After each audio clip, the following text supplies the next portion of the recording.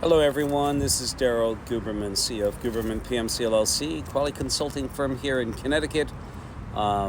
As you all know, I was supporting Sam Salipar, the whistleblower, on April 17, 2024, down in Washington, D.C.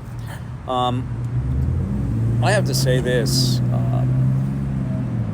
Boeing is, I don't even know what to say about Boeing, but this video today is about Collins Aerospace, the manufacturer of the MCAS system. That's what they alluded to in a lot of documentation, not defining it, but it appears that Collins, and it's a 50-50 business transaction with Collins Aerospace. Boeing gets their avionics systems, and so does Airbus. I want to tell you, we have Richard Blumenthal in the wings here. Mr. Richard Blumenthal, there he is. Yes, and he is a subcommittee chairman for the Department of Homeland Security, who sits on ANSI-ANAB's board, which is the accreditation body for Boeing. You cannot make this up. So his committee, which is tied to the Department of Homeland Security, pays a fee to ANSI-ANAB, and ANSI-ANAB are Boeing's accreditation body. So you think anything's going to get done? Richard, wake up for God's sake, man. Unbelievable.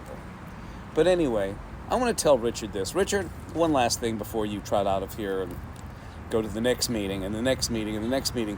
And you know what? After watching them in Washington, D.C. on April 17th, and also going back down there on June 18th to watch David Calhoun, the CEO of the former CEO, going to be in December, of Boeing get inquisition.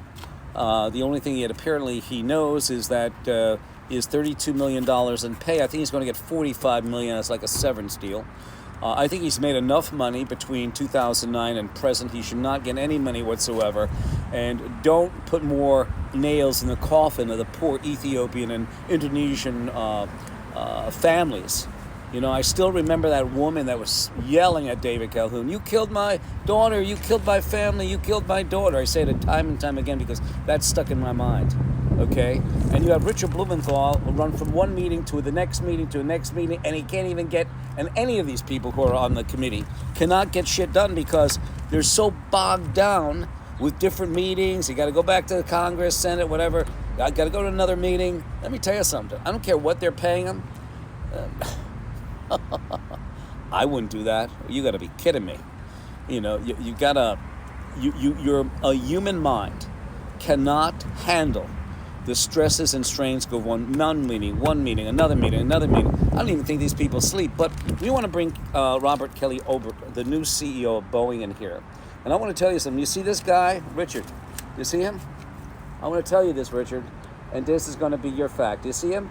Look at him good, because within a year or two, he's going to be standing in front of your Senate subcommittee because of another plane going down. Because what it appears to me is that they perpetuate in the aerospace industry, they perpetuate people who really don't roll up their sleeves. I listened to Jim Cramer, the guy from Mad Money. Oh, he's a guy that's going to roll up his sleeves. He's going to roll up his sleeves. Let me tell you something. The bottom line is this. I always believe the new management style, a new CEO for the 21st century, has to be a man who's demonstrative enough, not a penny, nickel, dime counter, but he has to know the product in which he is in. Ortberg, there he is. Ortberg, yes, avionics systems. Possibly knows the aircraft. But you have to be really hands-on. It appears the only hands-on he was during the time when Mr. Clayton, the other CEO of Collins, was probably the formulator of the MCAS system. And the MCAS system, with many avionics systems, electronic systems, you can put them through any type of test, but it's not until it really reaches out there in the, in the actual environment where you can actually find out if you're going to have a failure or not. And it's absolutely terrible. They pick the same and perpetual, and I'm going to say this again to Richard Blumenthal and Mr. Kelly Ortberg. I'm going to say this.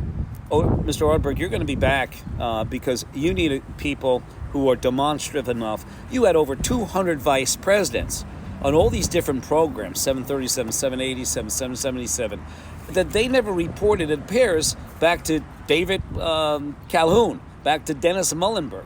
They sit there, you know what they do? They sit there, they collect their money, drink their champagne, go on the golf outing, and that's it. So a guy like this, the new CEO, he's a punching bag. Do you remember those clowns that had the sand in the bottom? And you punch them and they come back up, punch them, come back? Well, it looked like David Calhoun got punched in them, but it just stayed down on the ground. Dennis Muhlenberg, the same thing. And it starts out with Jim McNerney, who was the originator of the 737 MAX program. Those three people, more than anything, McNerney is the one responsible. But the problem is with Dennis Muhlenberg and David Calhoun, I feel bad for them because you have all these senior managers who are not pushing it up the line. That's what I mean. When you have a person, a CEO, you should have some sort of cognitive ability that you're going to understand and know what the product is rather than look at it as a unit of measure, a unit of price, a unit, this is a dollar sign, let's get it out the door. You should know the function from the, I am not saying know the entire aircraft, but you should have some sense about it. And it appears that Dennis Muhlenberg didn't. It appears that David Calhoun didn't, but they're fall guys. He's in the avionics department, Mr. Ortberg, the new CEO, and Mr. Blumenthal, his organization sits on the board of ANSI-ANAB. So does the DOJ. So does the FAA, FDA, CDC, NIH, FBI, FTC, DOD. They all sit on ANSI-ANAB's board. And because of the closeness that the government and private enterprise has, we will never stop quality issues from accruing. And what ANSI, why is these government agencies, why are they protecting ANSI-ANAB? That is what I'd like to know. Why are they protecting ANSI-ANAB? This is the thing that I have to ask, because I'm going to say this to the Ethiopian and Indonesian airline families, and also Alaska Air and anybody else who's had issues on Boeing or any aircraft.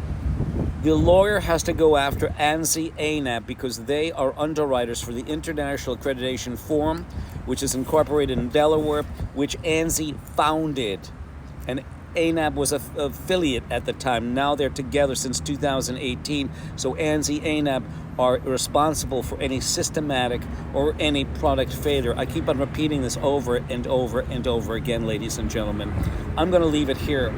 My telephone number is 203-556-1493 or Daryl, TQRS at yahoo.com. Richard, you will be back in the saddle again, as they say. And when Mr. Ortberg, probably in a year or two, will get hit because of a failure on the aircraft. And that's the way it is. I see it downstream because now this is number 3rd CEO who's got the same kind of background as the other two, David Calhoun and also Dennis Muhlenberg. But this guy, Ortberg, who knows? I looked at his background. It's the same old, same old. Again, I look forward to hearing from you, and I appreciate your input. Have a great day.